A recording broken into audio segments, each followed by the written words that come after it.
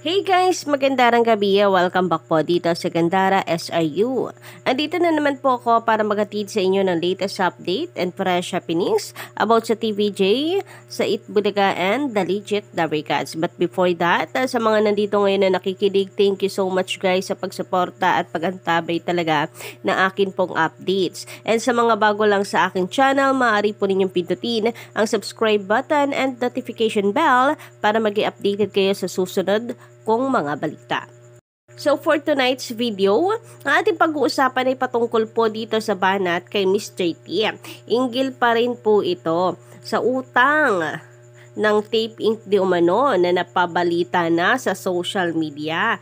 Grabe nga yun. So, akala ng iba, ito po yung mga pangbabato lamang at pangbabatikos lamang sa tape, gawa-gawa. Pero mukhang totoo dahil naglabas na rin ng balita ang mga legit pages, naglalakihang social media platforms patungkol po dito.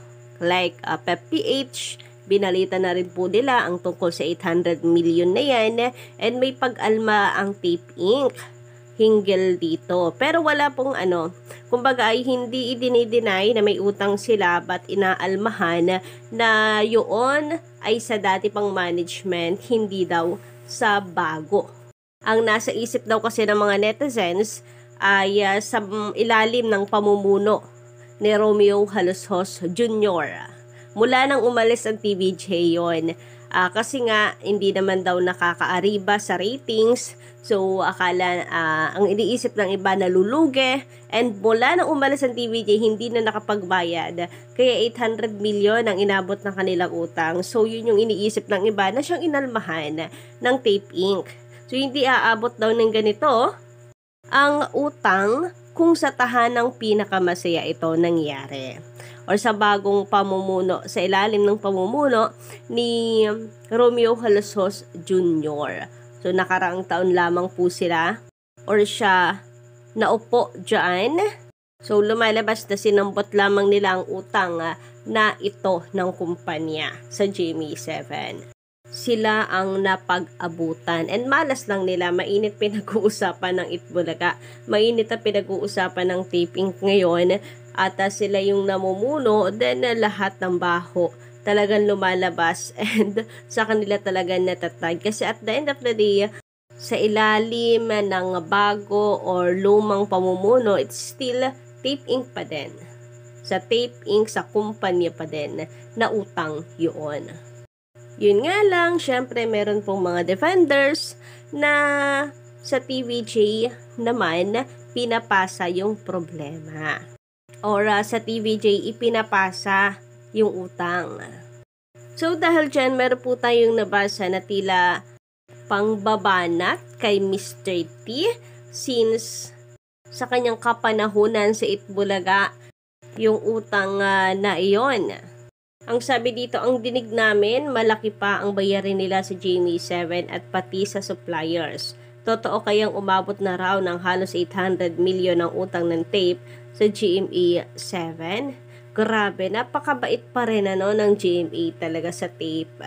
Para hindi sila palayasin, para hindi agarin sa pagbabayad ang Tape Inc. Kasi 800 million ay hindi biro, napakalaking pera niyan, almost a billion. Tapos ano pong balita ng mga tape defenders, may kontratang or permahang kontrata na magaganap. Kung ito ay Tape Inc. at ang GMA7, napakabuti ng GMA sa Tape Inc. Pero na lamang din kung kada taon may interest yan, pataas ang pataas, diba? Business is business. So, hindi malabong may patong ng patong kada hindi nababayaran ng fully paid yan. Legit Dabarkats. Sabi pa dito, may naglinaw sa aming matagal ng pagkakautang iyon sa GMA7. At nagkapatong-patong na lang. So, nagkapatong-patong na lang, panahon pa ng dating Itbulaga, nagkapatong-patong, meaning ngayon, sa tahanang pinakamasaya, hindi rin sila nakabayad ng utang. So, naipatong sa dati ng utang. Ganon? And ibig sabihin, nung panahon pa ng Itbulaga, ng TVJ at Legit Fabricants na ipon ang pagkakautang sa Jamie 7 at sa ilang suppliers. Sabi sa amin na aming source, hindi naman daw aabot sa ganong halaga kung sa revamp, Itbulaga na naging tahanang pinakamasaya ang utang na yon. May ilang suppliers daw na matagal na ring hindi nababayaran. Kaninong pananagutan ito? O ayan, nahila na naman po ang pangalan ng TVJ ng original na Itbulaga. Di ba sila nga yung producer? Sila po yung may control sa financial. Therefore, Tape Inc. po ang may pananagutan yan at ang sagot lang ng TVJ ay yung operation sa production, yung segment kung paano tatakbo ang show. So, sa budget, lahat ng kinikita ng show sa tape, lahat ang bagsak niyan. Kaya kung meron mang hindi po nabayaran sila, problema po ng Tape Inc. yan. Nagkaroon ba ng ganong problema sa ilalim ng management ni Mr. Tony Taviera? Hindi na kami nangahas na itanong pa ito kay Mr. T dahil magmula nung pumutok ang mainit na issue ng Itbulaga ay tahimik lamang siya pero bukas ang pep troika sa kanyang paliwanag. Ngayon daw ay sinasambot sila sa mga babayaran dahil sa matagal ng utang. Ayan, Mr. T, meron pong banat sa inyong mga taga-tape. Sila daw ang sumasambot ng mga babayaran dahil daw sa matagal ng utang. For sure, ay pahabol na parinig ito para kay Mr. T. Kung paliwanag lang to, enough na yung sabihin na nagkapatong-patong lang kasi dati pa yung utang na hindi na nabayaran. Period. Overall, yun na yun. Doon at doon naman iikot lahat ng istorya. Pero yung sabihin, kami ang sumasambot ng matagal ng pagkakautang. Kawawa naman ang tape, puro napi-fake news. Hindi yun aming utang. Sa dati pang management na utang yun, ay parinig na yan. 'Di ba? So, umalma ang ilang taga-tape nang tinanong namin tungkol sa intrigang ito.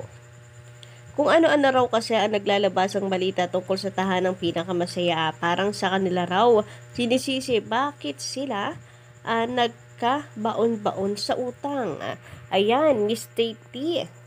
Yan po ang pambanat ng ilang taga-tape. Sana alamin daw muna na matagal na ito at umabot na ngayon sa bagong management. Nakakaawa naman daw ang tape. Puro napi-fake news. Himutok ng mga taga-tape na ayaw ipabanggit ang pangalan. Sabi naman dito ni Sir Richard Fernandez sa kanyang komento, busy ang IPO. 1 year na. Mahiya kayo IPO. Sayang pasahod sa inyo. So, patungkol po ito sa registration ni Joey De Leon. Kasi March po nagpasa si Henyo Master ng kanyang registration for classification 41. March na sa susunod na buwan. So, magwa 1 year na. Until na, wala po tayong balita. Sabi naman ni Sir Romeo Obispo, good morning, Ma'am Gandara. Isa lang naman yung hinihintay ni Master Henyo, yung certificate ng trademark para tuluyan ng matigil sa paghahabol sa Itbulaga. Yung tahanang pinakamasaya yung Tape Inc. For sure, ang tinutukoy ni Sir Romeo Obispo. So, ayun na nga, hindi lang po din yung Master Joey De Leon, pati po ng mga Legit Fabricants. Talagang, ito po ang inaabangan. And, bukod pa rin po yan, syempre hanggang sa umabot ng Korte Suprema, ang laban ng TVJ versus Tape.